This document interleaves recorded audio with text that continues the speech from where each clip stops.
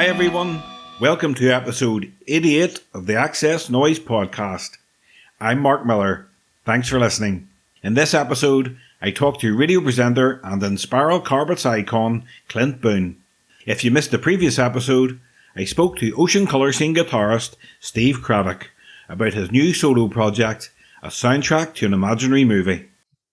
It was amazing. I mean, there was lots of little warnings to the song, things like, well, not warnings. It was like doing Top of the Pops with Riverboat Song and then going back to do it with You Got It Bad. And the whole thing was, everything was building because the year before that, we were working a lot live with Paul, but we had, we were working on the album while touring a lot as well.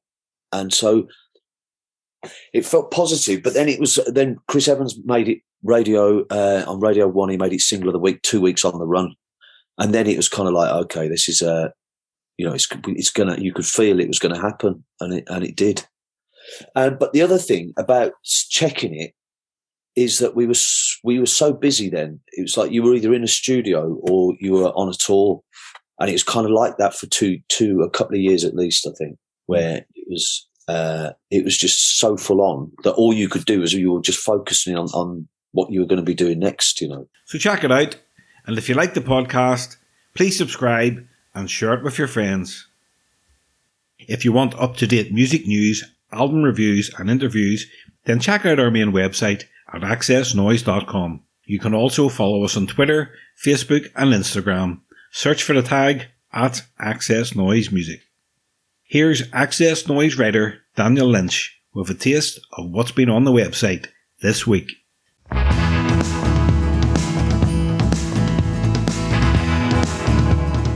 Huge news on the site this week as music legend Bruce Springsteen has announced a run of European dates with his famous E Street Band. They'll play 2 gigs in Dublin next year, and they're the first live shows since the 14-month The River Tour ended in 2017. Full details are on the website. In the reviews section, Randall Radich has been listening to the new album from Ohio-based indie rock band Bitch Seat. Float is the band's second album and builds on the strong foundations of their previous work. Wake Up is the track to watch out for, 8 out of 10. There's new music streaming from Irish act Just Mustard's second album. Seed showcases the band's more experimental side. Elsewhere, Rebecca Haslam has spoken to Jackie Lipson about her new single Everything Sucks. You can listen to both tracks at xsnoize.com.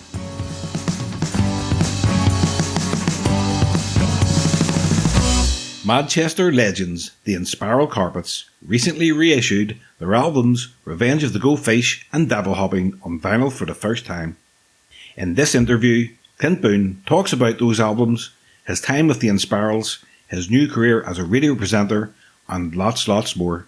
So sit back, relax, and enjoy the XS Noize Podcast with Clint Boon. Hi Clint Boon, welcome to the XS Noize Podcast. Absolute pleasure, Mark. Nice to speak to you. Nice to speak to you too. So going back to the start, what sort of music was playing around the house growing up? It's mainly music of the day. You're talking like through the 1960s. I was born in 59. So there was always music in the house. It was a lot of the radio station at the time, which would be BBC. I don't even think it's called Radio 1 back then, was it? It was just the BBC. But yeah, so we'd always have the pop music of the time would always be there through the 1960s. You'd hear the Beach Boys on the radio and bands like Edison Lighthouse and Manfred Mann that became personal favourites of mine, as a child growing up in Oldham and listening to that on the radio. I still see it as a golden age, in terms of what I was exposed to from an early age. It was like incredible, really. That I don't feel a kid the same age now would get the same education of daytime radio that we had back then. And it was it's probably one of the first big things that influenced me being was music, pop music. My mum and dad had a small but influential record collection. They bought albums. They had some nice 12-inch records. It wasn't a massive selection, but I've said many times it was really beneficial in helping me to understand different genres of music. So it wasn't just all the Beatles. It was like there was a Beatles album, there's a Stones album, there's Tom Jones, Shirley Bassey, Burt Bacharach, musicals like Carmen, Porgy and Bess. Just great records. We used to play them like every other family in that part of the world in that generation. You play the same albums a few times a week because they were all you had. You know, apart from the radio, you'd have this small collection of your records, and that's what, you know, my formative years of music appreciation was because of that collection of records and what was coming out of the radio. So it was into the 70s that I started hearing, you know, people like John Peel playing music on the radio.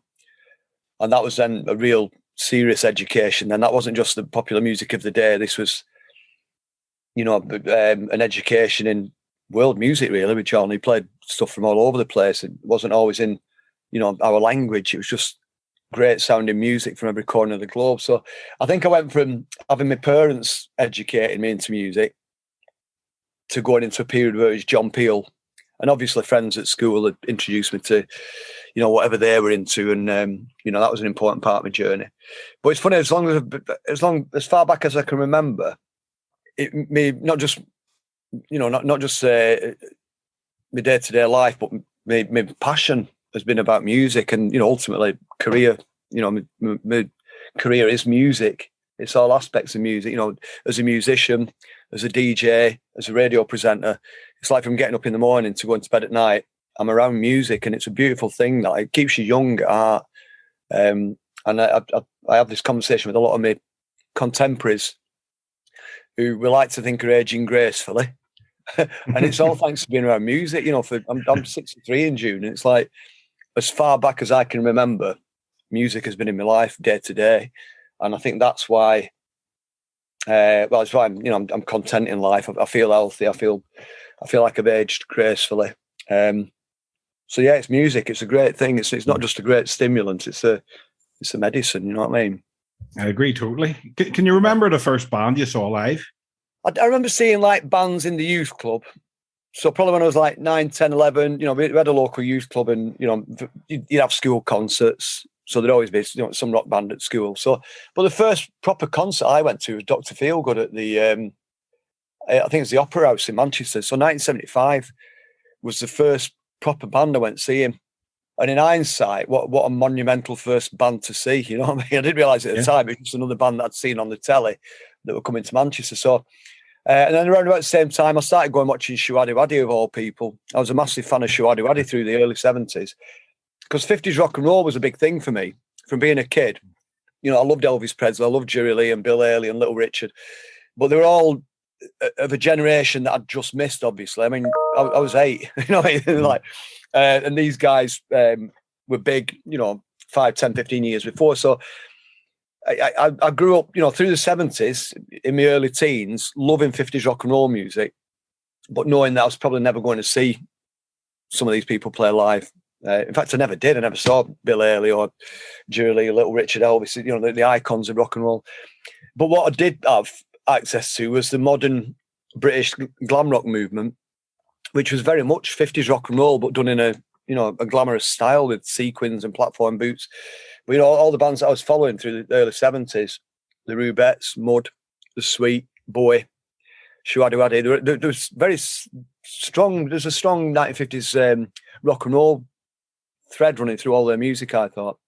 And that's why Shuadi Wadi really hit a nerve with me, because there's like 8 teddy boys on stage dancing. They had 2 of everything, 2 drummers, 2 bass, 2 guitars, 2 singers. And it was just like phenomenal for me. First seeing them at 12-year-old was like, wow, this is it. I'm having this. And I stuck by Shuadi Wadi right up until 75, 76 when punk happened. And the punk movement, that was it for me. When I witnessed that, it was like, this is definitely my rock and roll now. This is my moment. I was the perfect age. You know, I saw the Pistols in Manchester when I was 17, December 76. They played the Electric Circus. I think I just turned 17. I should really work this out, or I might be about to. I might have been 16 and a half. Anyway, but I saw the Pistols on the same bill as The Clash, the Buzzcocks, Johnny Thunder's Heartbreakers. It was the Anarchy tour. And around about the same time, obviously, I've been getting exposed to this new wave of music, you know, bands like the Stranglers and the Damned and the Ramones. And at some point, somebody started calling it punk rock. And that was it for me. It was like, absolutely, this was my rock and roll. This is my 50s rock and roll happening right now, and I'm the right age for it. So that was a massive turning point in my life, that. Because I think it's the moment where I realised that I didn't just have to be an observer of this music scene and, you know, a consumer. I didn't have to just be a record buyer. I could probably make records. I could probably be in a band, you know what I mean? And that's where it started for me. That's where I dropped out of school almost immediately. I was at art college. And within weeks of that gig at the Electric Circus, I dropped out, forgot any idea of going on to university. I knew what I wanted to do. And I just set about getting a day job. So I could earn some money to start buying equipment, to make music, to go to gigs, to be around bands. So that was it. That was my ground zero. That the 9th of December, 76, at the Electric Circus was like, well, it wasn't even my ground. It was like it's my birth. It's my birth. In terms of me, my destiny and me, everything I've done since, that was the start of it for me. That was the moment. So yeah, I feel very fortunate that I was in that part of the world at that time and to be that age where I could get in and see the Sex Pistols, because most of the rest of the tour got cancelled. I think they only did like 2 or 3 gigs on that tour, because it was so revolutionary at the time and so controversial. All the councils were like banning the Sex Pistols from stepping foot in these towns, and I got to see them. I remember it vividly. I remember the gig vividly. It was an amazing moment. I'm going to be interviewing Glenn Matlock soon, which I'm looking forward to, because he was a bass player, but before Sid. So the night I saw them, Glenn was the bass player. And since that, I've interviewed John Lydon over the years. I've interviewed Malcolm McLaren. I've met Paul Cook. I've never met Steve Jones yet, but in a couple of weeks' time, I'm going to be spending some time with Glenn Matlock, which I'm already buzzing about, because I'm that little teenage kid back in Manchester again thinking, that bass player, I'm going to be talking to him. Yeah, you were inspired by all those bands, and what inspired you to actually start a band? What was the catalyst, and why did you choose the keyboard? The keyboard was a complete accident, to be honest with you. I started, around about the time of punk, I started trying to play guitar, and I couldn't really, I didn't have the patience. I wanted quicker results, I wanted to be able to just make music that day, and it didn't work. So I then started, I played bass guitar for a while. I started learning bass, I was playing bass at home. But after the Pistols and that transition from education into what am I going to do next, I just started collecting lots of instruments and machines that I could make noise with, recording machines, but also things that generated sounds. It wasn't just about instruments; it was just how can I make sounds, how can I record sounds, how can I multi-track. I was just a working class kid with not much money, so I bought myself a 4-track cassette, Porter Studio, started learning how to use that. So I just really busied myself around collecting these machines, a lot of keyboards as it happened. And I set up a little rehearsal studio as well in the factory that I was working in. I was a company director, so I was able to take over a lot of unused space in this building and create a little rehearsal complex and recording studio. So bands used to come down every, a couple of times a week. They'd be at bands in the evening. I'd record demos for them, or they'd come to rehearse. And I had the keyboard. I was playing. We had a band called The Mill, which you might have heard about. It was me, Manny, and Chris Goodwin. And this came about at the end of 1983, Christmas 1983, I think is when we first met. I knew Chris. He was a drummer in a band in Oldham. And one day he introduced me to this young lad called Manny, who was his best mate from Failsworth. And we started the next day. It was a Sunday the next day. We got down to my little rehearsal room in the Mill and started making music under the name Mill, T''Mill, or The Mill.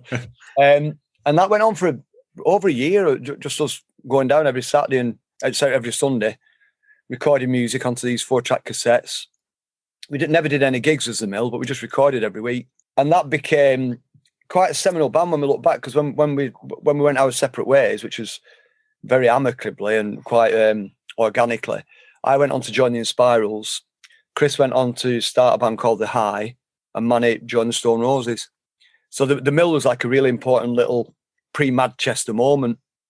And it was, to answer your question about how did I end up on the keyboards, I had these cool keyboards that I'd bought. I never really learned how to play them. I just had them. And the Inspirals were one of many bands that came to me for a demo recording session. They wanted me to record some of the songs. I'd never heard of them at the time. And they came down and we did a session, which I loved, very punky. They didn't have a keyboard player at the time. It was just guitar, noisy guitar music, shouty vocals. And I fell in love with it. And then they came back and did another recording session about probably a month afterwards. And at that point, I think I was going away on holiday with my girlfriend at the time, and I took the demos away with me to listen to on my cassette Walkman. And it's just, while I was on holiday, I just started thinking this band would sound amazing if I could come in playing this Farfisa organ that I've got, the electric organ. So when I came back, I basically just had a chat with Graham, the guitarist, who was like the band leader in essence at the time. And I just said, how about I come in and jam with you with this Farfisa organ, because I think it'll sound like the Velvet Underground or the Seeds or whatever. And we tried it one night. I think it was a Monday night. I might be wrong. I've got it in my head. It was a Monday night, but we tried it. It sounded brilliant. And that was it. It was just, that's where my journey with the Inspiral started, really. So I never set out to be a keyboard player, but because of the Inspirals and the recordings we did over the years, I've sort of become known or recognised as a keyboard player. People think I'm a great keyboard player, and I don't think I'm that good. Because it's not what I ever really wanted to do. It's not. I never strived to be a better keyboard player. I just played what I needed to, and you know, I've always preferred singing. Really. I've always seen myself more as a singer than a keyboard player. And to be honest with you, I've not really played keyboards for 6 years now since I played, because Craig died 5 years ago, and it was a year before that since we last toured with. We did a tour in December of 2015, I think it was. Craig died at the end of 2016. So I've really, whatever keyboard playing skills I did have up until that point, I've completely neglected them now. So it'd take me a while to get back in shape if we decide to get back out on the road. But yeah, it was a very happy accident. Me ending up on the keyboards was a very happy accident. It was never something I planned. It just happened because of the ley lines just became right. You know, there was this band rehearsing in my studio, recording in my studio. I had the electric organ, put the two together, and we had the most unique sounding band at the time in Manchester. You know what I mean? It was definitely our USP. Was that electric organ? Yeah, absolutely. And it's mad that you say, you know, you got into the punk scene, but you became part of the Madchester scene. You know, Inspiral Carpets were involved with, you know, came to prominence with the Stone Roses, Happy Mondays, and that whole scene of the late 80s. So what was it like to be part of that? It was brilliant. Still one of my favourite parts of my journey was that, being part of that Madchester thing. Because it was something I'd dreamed about since being a child, you know, dreaming about being a pop star or being in a band or, you know, making records, being on the telly. That's what I dreamed about as a kid. And part of me never really thought it had happened because I wasn't a good looking lad. I had massive feet. I had a big nose. This is what I felt like, you know, until I was probably 16, 17. I didn't have very high self-esteem, really. You know, I was considering myself to be very awkward. And so I never thought I could be like Elvis or anybody like that. But becoming part of the Inspirals, who were equally weird looking, it fitted. You know, we created a band that we were very working class. We didn't look like your regular pop group, and we had our own sound. Which I think the beautiful thing about Madchester, that initial phase, was that all the bands that were the key protagonists, if that's the right word, the Inspirals, the Roses, the Mondays, James, they were like the four at the time. Charlatans came slightly after. But they were all completely different than each other. You know, sonically, we were completely different. We were a 60s garage band. The Mondays were funk. They were funk with punk. The Roses were like, they were quite psychedelic and dreamy, you know, dreamy pop. It was like Simon and Garfunkel and stuff they were doing back then. And James, to me, were like, and I still feel it now, and I love James. I'm a massive fan. And they are like one of the most psychedelic folk groups. It's folk music to me. I've always heard this with James, like the very early recordings, extremely folk influence to me. And when I listen to them now, it's like, even sometimes, you know, it's like there's a real strong folk influence to it. And I think it's probably because they use a lot of acoustic sounds in the mix. You know, that's probably what it is, I think. But so what I'm saying, those four bands that became the key players in Madchester at the beginning, we weren't trying to be like each other. We bounced off each other. We definitely, you know, took elements of what they were doing and, you know, nicked it. and vice versa, probably. So, but I think that's what made Madchester quite a cool thing, was that the main bands in the scene didn't sound like each other. Whereas I think when we had Two Tone, the bands did all sound the same.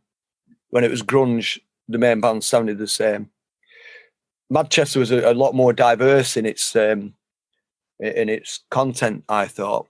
And then after that, obviously, get bands like Northside and the Charlatans, who I mentioned, and Paris Angels, and it's Wilder Twist, who were inspired by the first wave of Manchester bands, but then put these other unique things in. I mean, Wilder Twist were like so ahead of the time. You know, it's a shame they never got the full rewards for what they created, Wilder Twist. And Tony, obviously, the singer, sadly died. But, you know, without Wilder Twist, I don't think there would have been a Pulp.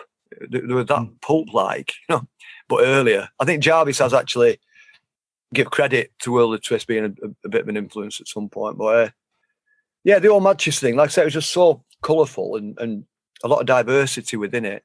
And then, obviously, you know, bands like New Order, who were already iconic at the time, and the Smiths, who were sort of, you know, I think they were splitting up, or they had split up, you know, recently. But their music got brought into it as well. So it's this amazing melting pot of just some of the greatest bands of all time and the greatest records of all time, just all being celebrated in this wonderful city of ours, you know. Well, yeah, so it was one of the best times of my life. To answer your question, it was, my memories of it are very, you know, very colourful, very warm, carefree in a lot of ways. You know, I wasn't worrying about money at the time because I realised we were getting some money from, you know, our profession, and it was just a really happy time. I was content, and like a lot of things, it doesn't, you know, it can't last forever for all of us. It's you know, it's great for some bands. You know, people like Depeche U2, you know, they can keep it going forever and always make a decent living out of it. Where some of us, you know, it might last 10 years and then time to knock it on the head for a bit, which is what happened to us. We took a break from 95 just because we felt like we were sort of feeling like there wasn't a massive amount of love for our genre of music anymore. And it was all, you know, Britpop was about to kick off. Grunge was happening. You know, do people still want a bunch of weird looking psychedelic freaks from Oldham with big noses? Well, you know, once you seen the band was sort of on the slide and you were dropped, I think the band were dropped off there. The singles compilation came out and Mute dropped you. Was that a scary moment? You know, did you think, right, what am I going to do here? It happened quite gradually, so it wasn't scary because if anything, it happened that gradually that we're all fully in control of what we were doing. I mean, we actually got dropped by Mute after the fourth album, so after Devil Hopping, we were doing demos for what would have been our fifth studio album with Mute, and that's when Mute decided they didn't want to carry on with the relationship, which is fine. You know, that's what happens in, you know, a lot of record deals. It's like the record company might decide after 3, 4, 5 albums that we're not carrying on and see you later, no problem.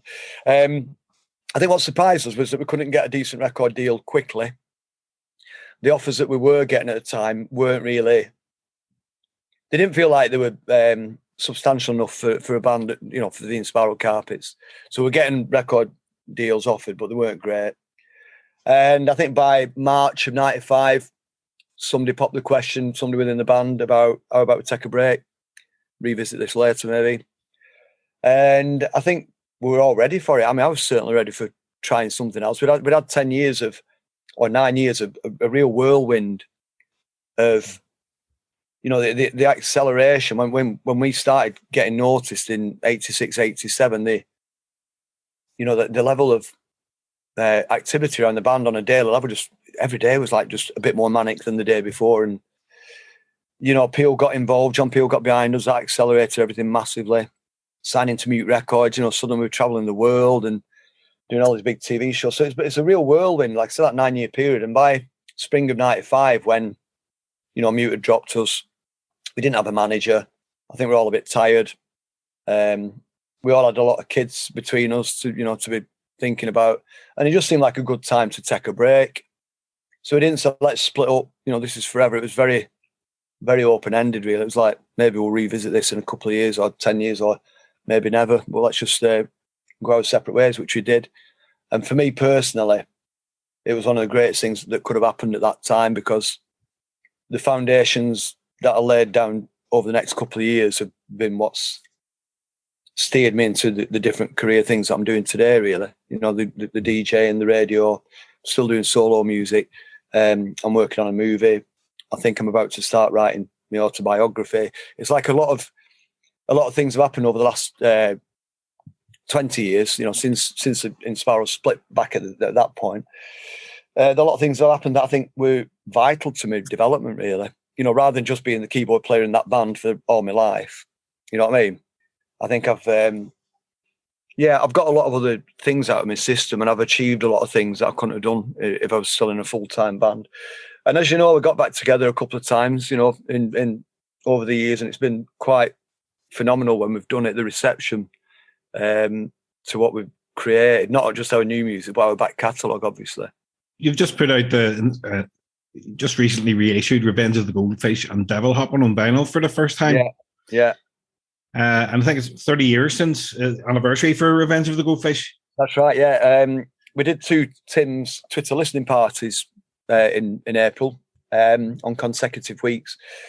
And it's just another reminder, again, it was another reminder of how much love there is out there for what we created. And I've said this to quite a few people there, that I feel that time or history has been more generous to our band than probably any other band I can think of. Because right at the height of the Madchester, I don't know if you remember, how old are you? You're probably not even that old enough to remember Madchester. No, I was there. I'm 48. Okay. Right. Okay. Oh, so you saw it, but we had our hardcore Inspiral fans that loved us, but within the music press, we didn't really have a lot of allies. We had the odd, people like John Robb and Mick Middles who were very vocally, supportive of us, and Lamack and McCorney. But a lot of people in the press, they give us a bit of stick, really, because we weren't the best looking lads on the block. We were very industrious in an uncool way. We were very, workmanlike in the way we handled ourselves. And when they came to see us in Manchester, a lot of the journalists and that, we weren't throwing the drugs about like some of our mates were. So we weren't seen as being as cool as the other lads doing the same job in town. So, which was fine at the time, it didn't bother us. We just got on with doing what we did, and we enjoyed it, and we got the money, and we saw the world. But that sort of negativity around the band or towards the band is just completely gone and been forgotten about. So now it feels like whenever the band is mentioned, it's 100% positivity around it. Especially if you see that our name popping up online, there's a lot of love for that band still. And it warms me heart that to say we've not done we've not done anything live for 6 years. We've not put any new music out for, a long time, but there's still a lot of love for what we created, and it makes me. It's nice to know that even when we do decide to do it again, there'll still be a lot of people that buying the tickets and coming to the gigs, and it's a great feeling. That it doesn't feel like if we got back together we'd have to work hard to make people remember us. I think the love's still there. It's just waiting for us to pop our heads out of the undergrowth again. Absolutely. When I was young, you had to have the Stone Roses debut album, the Mondays, Pills and Thrills, Inspiral's Life, and the Charlotte and Song Friendly. Yeah. And they were the albums to have. Yeah, of that genre, definitely. But there are other key albums from not within our genre that everybody had. De La Soul's first album was like everybody had that, and the Pixies. Was it Doolittle that was out at that time? There was certain bands that weren't part of our genre. And everybody had these albums. You'd walk through your town or up your street or through Manchester, and everybody would be playing De La Soul, and they'd be playing the Stone Roses album. And beautiful time for music, I thought. Really, really nice. And it was nice. It was like that generation where people were actually playing the formats of vinyl or cassettes. It was a really nice moment in time. That, and again, I think that's, as I said, my memories of that period: warm, colourful, loved, content, not dead rich, but enough money to, be paying me rent, my mum and dad some money for living with them or whatever. It was all just a nice time to be alive. And would you like to do it again? I mean, Tom left in 2011, and the original singer Stephen Holt came back, and you did the named and Spiral Carpets album. So do you think you could ever return? And if you did, what's your relationship like with Tom at the moment? It's great.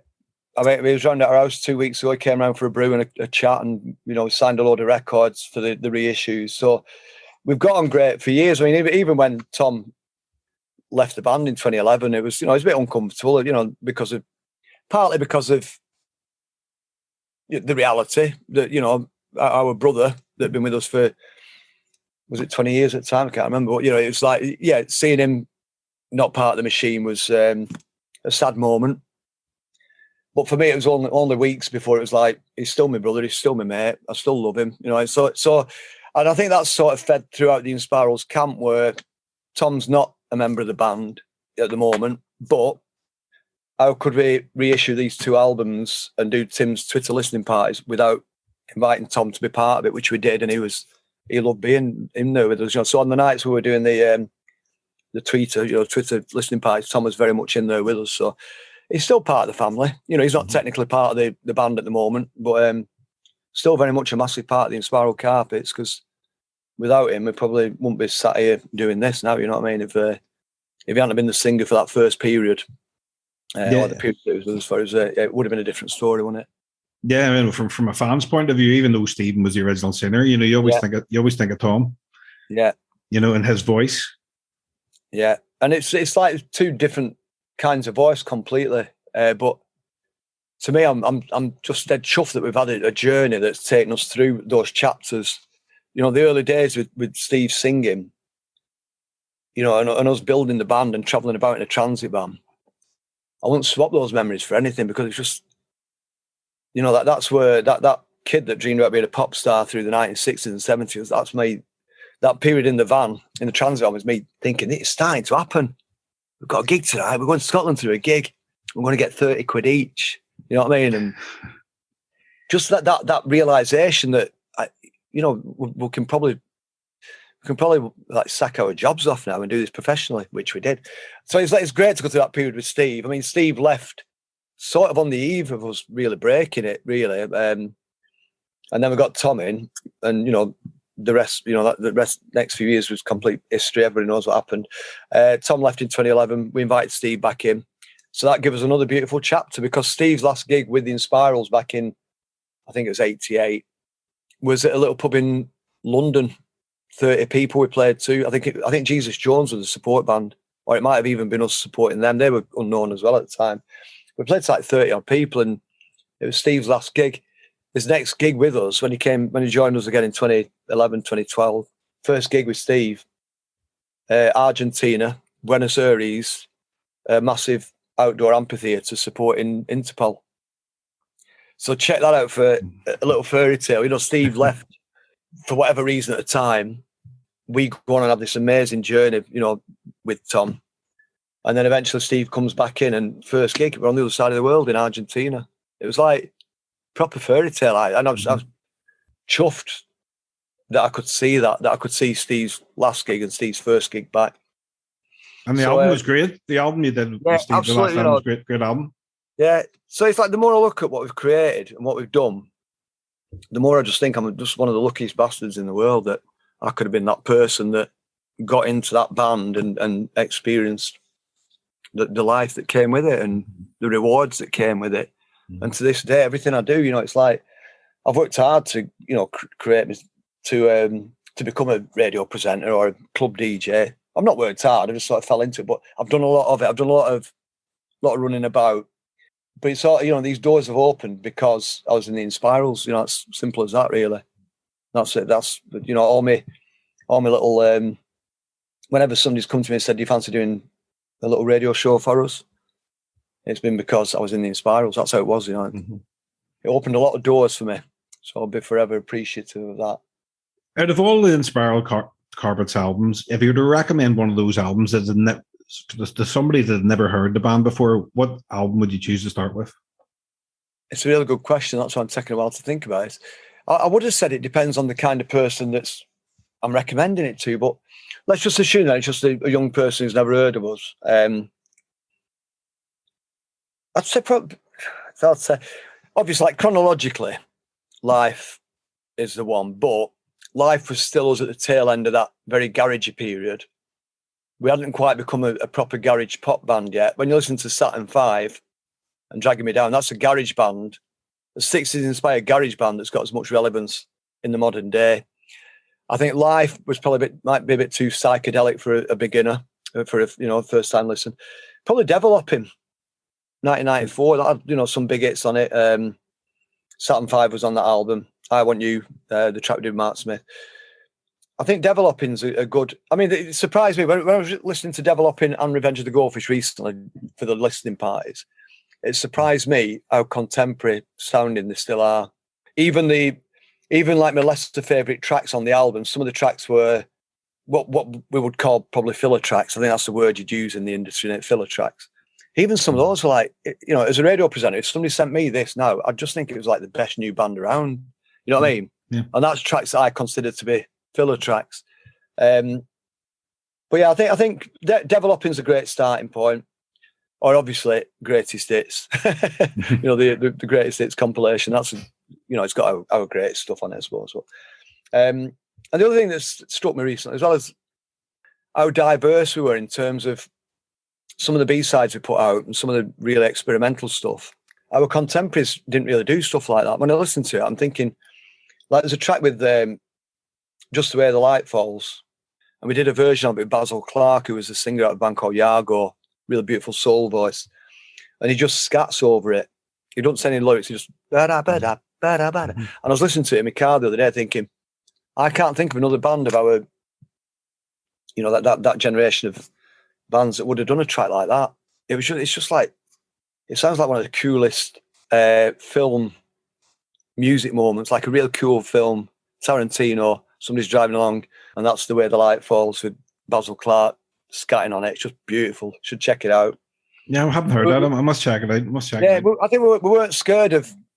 We were never scared of stepping away from what people expected of us sonically. We didn't just do after This How It Feels was a hit. We just didn't do that for the rest of our career. We went off and did some mad stuff, Beast Inside the album, some dark moments on that, and we did that right to the end. If you listen to again some of the tracks on Devil Hopping, like Pluto Man. Just Wednesdays, just things that I think we weren't scared to just break out and just try different things out. And I'm quite proud of that. You could play the game 6 degrees of Kevin Bacon with you, because you're basically connected with every group in Manchester and beyond. Mark Collins was your van driver who joined the Charlatans. Yeah. You recommended Manly to the Stone Roses. You were involved with Elbow, and more famously, Noel Gallagher was your roadie. Did you have any idea that Noel was writing songs, while he was working for the band? Yeah, well, we knew before, because before he joined the band, before he became our roadie, he was a fan who we knew quite well. So he'd come to a lot of our gigs, and he became very friendly with Craig, our drummer. So we'd often have Noel, he'd be in the dressing room with us as a fan, a friend and a fan. And we knew then that he was writing songs. He told us about his songs, and he'd play us tunes that he was working on. And when he auditioned to be our singer, which is what happened next, Tom left. Noel said, I fancy auditioning. So at that point, he was giving us more and more cassettes of the songs he was working on. So we knew he was a songwriter, and his songs were all right. He auditioned to be our singer, and his voice didn't suit the kind of sound that we wanted. Because after Steve had left the band, we felt we needed somebody with a big, powerful voice, because Steve had a big, powerful voice. It was, Noel didn't have that. Noel had a sort of lighter voice. He had a voice similar to what I had at the time. I was a singer. I did the backing vocals in the Inspirals until Steve left. But I thought that even my voice wouldn't suit what we wanted to do. Noel's voice wasn't quite what we wanted. He could sing, but it wasn't the style we wanted. So we just said to him, pretty much on the spot, do you want to come and work with us? We need a roadie, we need an assistant.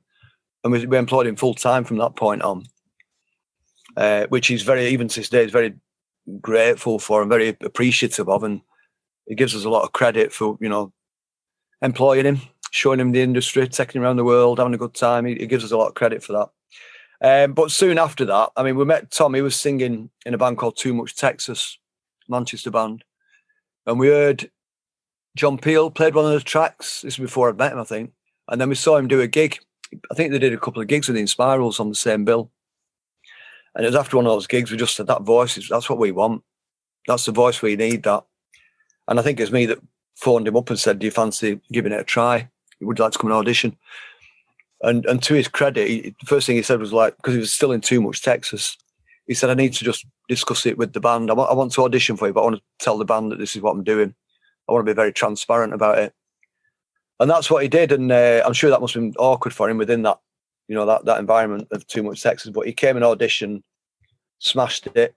And we said, right, we want you to come in. And I know he remained friends with Too Much Texas afterwards, but yeah, I think he did the right thing for all of us, for our benefit and for his own benefit. We prospered as a result of him joining the band, you know what I mean?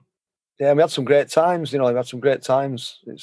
I always say, like, being in a band with your mates and travelling the world, it's the best way to see the planet, just being in a rock and roll band with your mates. It's better than being a footballer, because I think footballers get a lot of negativity because, people of the opposing teams, supporters of the opposing teams are very vocal, aren't they, to footballers about. What's been your highlights from the band when you look back? I think, like I said, they're seeing the world, to be able to go to Japan a few times because you're in a band, that's like incredible, isn't it? It's like, it don't happen to the man in the street. If you want to go to Japan, it's quite an expensive trip, isn't it? And it's not even once in a lifetime. For a lot of people, it's just never going to happen, is it? So seeing the world was one of the massive things for me. And then meeting my heroes and, to get to meet Iggy Pop and have a chat with him on more than one occasion, to get to meet John Peel and become a friend of his, and that sort of stuff. Again, it's the kind of thing that I could have only dreamt about when I was growing up in Oldham and listening to John Peel in my bedroom at night. Like, to think that one day, he'll help me with my career and I'll stay at his house. It's just like, yeah, that's as that music fan from the 1960s, it's stuff like that that's it's dreams are made of stuff like that. So that for me, touring the world, meeting some of my icons, they were the highlights for me. And then obviously, gigs like headlining the Reading Festival in 1990 on the Saturday night. That was a career highlight, absolutely. So yeah, we did all right, didn't we? Absolutely. Is there anything you would change? Nothing significant. I mean, I always said probably would have taken more photographs. I've always been a keen photographer. I've always not a good one, but I've always taken pictures. So, and I've got more pictures than anybody I know, but I should have taken more, really. No, I mean, not really. I think I would have relaxed a little bit during the period after when the Inspiral split in 95. I think we touched on it earlier where you said it was at a worrying time. I think it was for a while. There's a few dark moments in there when I was, on my arse. Didn't have any money. I was signing on for a period. I think if I'd have known now how things worked out since then, I would have just said to myself, everything's going to be all right, don't worry about it. But the songs I wrote in that period, they became... Clint Boon experience? Yeah, totally. The first songs I wrote were all about self-belief and positivity and, climbing back inside the dream. You can't keep a good man down. White No Sugar. There was a lot of really positive stuff that I was writing when I was in my darkest place ever. And I did come out of it, came out with a great band, the Clint Boon experience, ended up with a decent job in radio, How did that happen? How did you get involved in radio? Basically, people saying to me, because they knew I had a bit of time on my hands after the Inspirals, do you fancy coming doing a little radio show on our station, play some of your favourite records? And it was literally that. It was just people not paying me, just knowing that I'd be passionate enough about music to go and play these tunes and say, I love this one by Elvis because this is what it means to them. So I started doing a lot of that after the Inspirals. And then I started doing these little trial broadcasts where somebody would be doing a 1 month RSL, is it called? It's an RSL. It's like a trial broadcast to prove that you can operate a radio station responsibly. And sometimes, you can get a license to broadcast full time off the back of that. So I was doing these little RSL broadcasts, and it just gave me a taste for doing it. It gave me a taste of playing records on the radio and talking about why I love them. And that led to a couple of the local stations up here, for example, Century FM. Terry Christian had a really good evening show on Century, and he put my name forward to stand in for him when he was on holiday, because he's been a mate of mine since we first met back in the late 80s, I think. Terry put my name forward, so I stood in for him, which, gave me a taste of working in a proper radio studio. And then the Inspirals got back together in 2003. We were doing an interview with Tom Robinson in London on Six Music. And after the interview, Tom said to me, "You sound really good on the radio, man." And I said, "Well, I've been doing quite a bit of it up north." And he said, "Well, I'm going away in August for 2 weeks. How do you fancy standing in for me on Six Music?" So I said, yeah, right away. But then my arse went, and I thought, BBC Six Music, me for 2 weeks standing in for Tom. I mean, at the time, Six, it wasn't the massive body that it is now. It was a different sort of beast. But it was still a phenomenal opportunity for me to do something that potentially could be career changing. And I did it for 2 weeks, loved it. And then suddenly I had my radio CV looked quite good by then, because I was doing Century. I'd done Six Music. I was doing all these RSLs for different organisations. And then suddenly it was XFM in London on the phone saying, "We're going to try and win the licence to broadcast in Manchester. And we'd love you to be part of the bid to help us to win the licence. If we win it, we'll give you a radio show." So then the next year was me teaming up with XFM, doing various awareness raising events around the city, little gigs, with XFM branding everywhere, putting bands on and me DJing. And we did that for a year, and they won the licence. They beat off some big competition. They won the licence, so suddenly I had the evening show. They said to me, "We'd like to do the evening show Monday to Friday." And that was it. That was like absolutely a dream job at that point, because I felt skilled enough to do this radio gig, because I'd done quite a bit at this point. My experience was all right. The wage was great.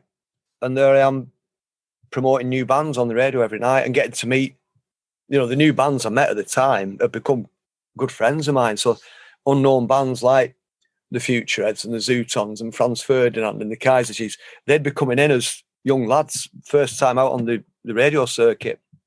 And it was a great time for me to be launching a serious radio career as well. And then occasionally you'd get somebody like Susie Sue being wheeled into not literally being wheeled in, but she'd be out on the road promoting an album, and I'd be sat there interviewing Susie Sue thinking, this is another one of my all-time icons in front of me here. I'm chatting to her. So yeah, it was I think the radio career, again, with like with the keyboards, a very happy accident that's been life-changing. And the DJing as well. I mean, I started DJing in clubs when I was like 15, 1975. We started a mobile disco business, me and a couple of friends, 1975 in Oldham. And so I've been DJing since then, technically. But again, when the Inspirals took that break from 95, I started doing more and more of the club work and events and festivals, to the point where now it's like I'm still getting employed at my age to go and do these gigs, and people are throwing daft money at me. And it's like, God, I used to do this for nothing. I used to play records in a room to make people dance. I used to do it because I wanted to make people dance and play the records. And then people start saying, "Oh, come back next week, we'll give you 30 quid. And then it'd be like, within a month, it'd be like, let's give you 100 quid for the night. And I was like, I'm not complacent about the money that I make from DJing. It's, I work hard for it as well, as people know if they see me. But some nights I'll come home and say to my wife, "Look at that there, look how much they give me tonight." Again, I'll say another happy accident, but I suppose I've done the work. I've spent 40 years since I saw the Sex Pistols. I've spent 40 years working at whatever it is that I'm doing. This brand, I suppose, is what is. It's like, I suppose I'm a brand, aren't I? But it's so I say it's happy accidents, but I think the secret is to put yourself out in these places, and put yourself before people, and more importantly, when somebody says to you, "Do you fancy having a go at this?" This being something that might feel quite alien at the time because you've got no experience in it whatsoever. Like, "Clint, do you want to do a radio show?"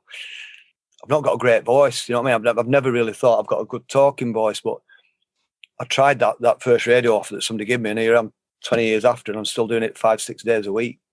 So, one of my bits of advice is don't be scared of going through those doors when they open, even if it's not got your name on it. Just give it a try, you know what I mean? I think I've really benefited from that. approach over the years. Like when I was at school, so in the back of my mind, I wanted to be Elvis, but I knew that was just not going to happen. Like I said, I couldn't dance. I wasn't good looking. My feet were too big. My nose was massive, and I had an Oldham accent. So I thought that's never going to happen. So I was, in my mind, I was going to be a vet. I've always loved animals. So it was like, when anybody said, what you're going to do? It was like, I'll be a vet. And then what happened, as I went to grammar school in Manchester, Cardinal Langley Grammar School. And when I left in the summer of '95, I think it was, I'd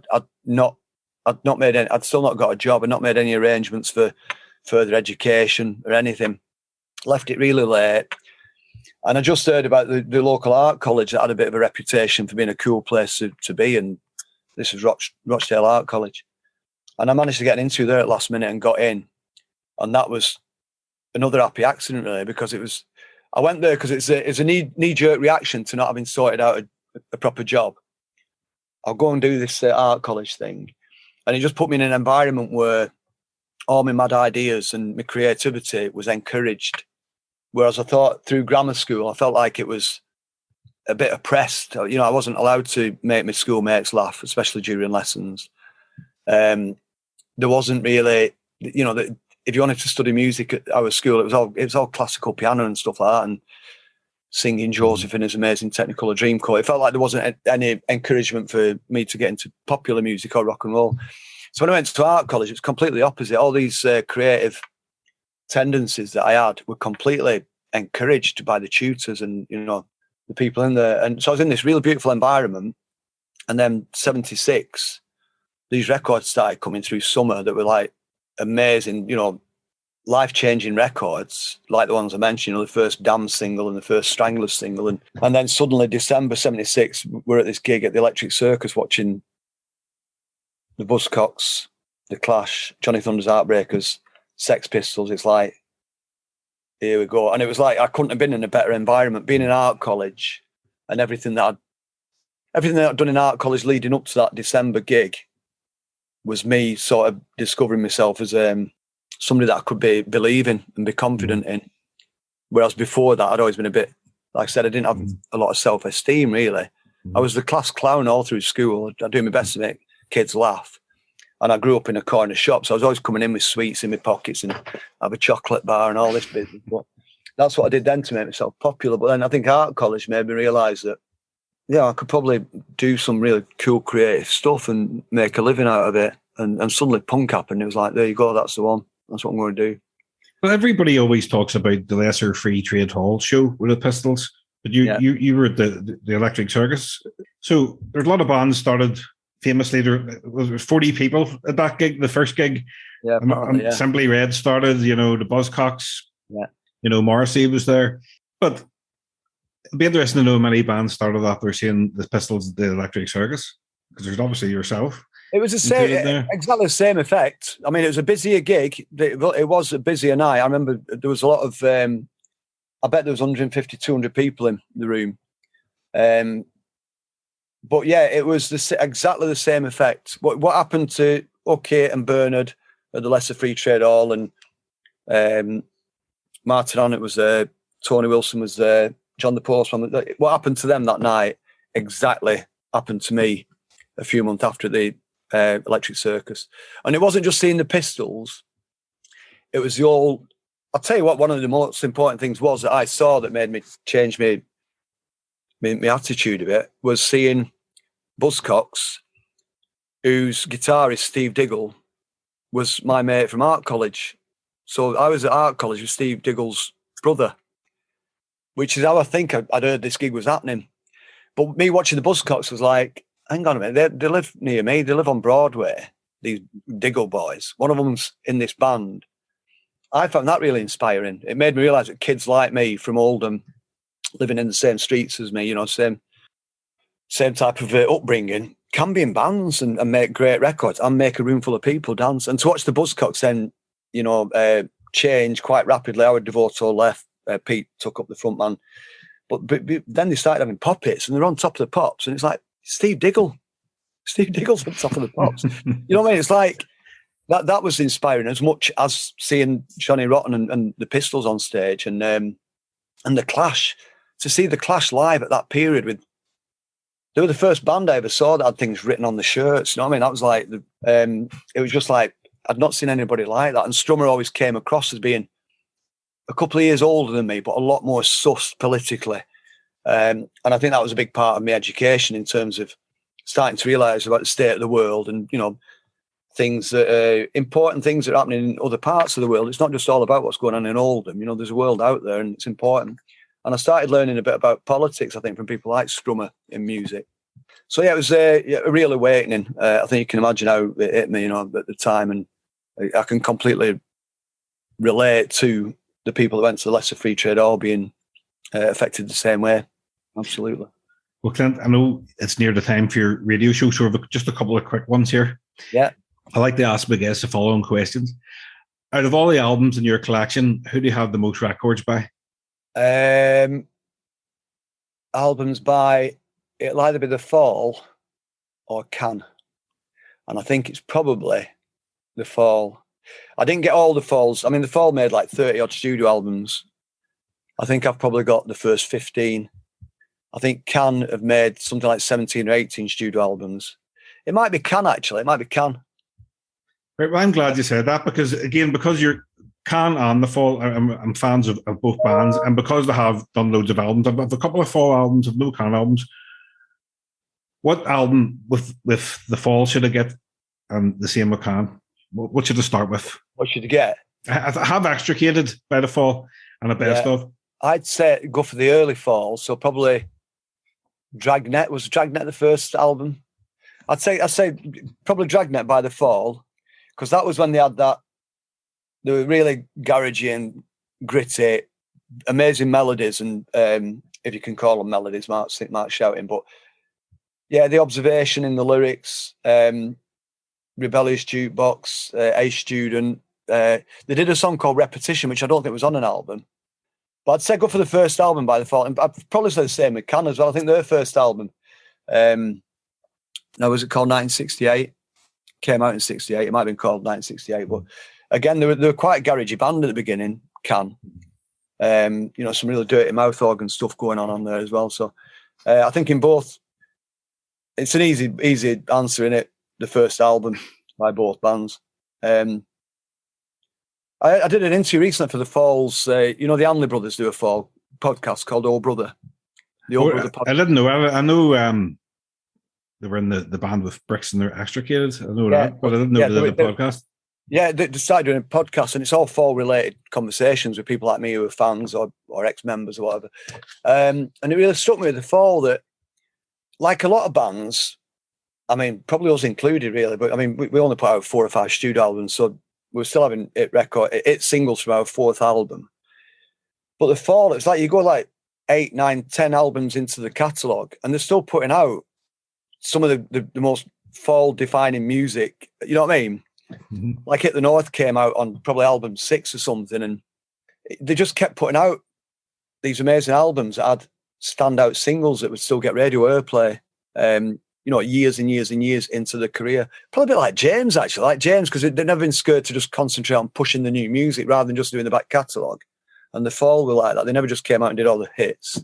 Yeah. You get the new album and you get a lot of stuff you've never heard of. And so, yeah, I think that's probably a great approach if you want a bit of longevity, really, in your music, is just don't just keep playing the hits. Hammer out the new stuff and stick with it, you know. Last one, Clint, because you've a few minutes before your show starts. Which artist or band are you into that would surprise people? I normally frame it around what would be your guilty pleasure, but a lot of people say there is no guilty pleasures. I always say that as well. It's like, you shouldn't feel guilty about it if it gives you pleasure. So a lot of the bands I'd say wouldn't surprise people. That like Fontaine's DC, I think, are amazing. But, you know, for somebody who's grown up loving The Fall and the Gang of Four and Joy Division, it's all in Fontaine's, isn't it? I mean, I listen to a lot of reggae music. I listen to country music. The band called Stone Ponies, it's a tip, this one to check out, right? So Stone Ponies were a band from the late 60s, based out on the West Coast. Linda Ronstadt was the singer. They did a song which I only discovered probably about in the last 6 or 7 months called Distant Drum. And it was written by Mike Nesmith out of Monkeys? the Monkeys, who died recently. Yeah. His version of it, I'm not that keen on when I've heard it, when I've dug it out, but their version, I heard it for the first time about 6 months ago. Sort of in the vein of the Seekers. You and I dancing to the beat of a different drum. And I just absolutely became obsessed with it. And if people listen to it, I mean, some people might be surprised, but then again, I'm thinking, well, I love that melody. I love that 60s vibe.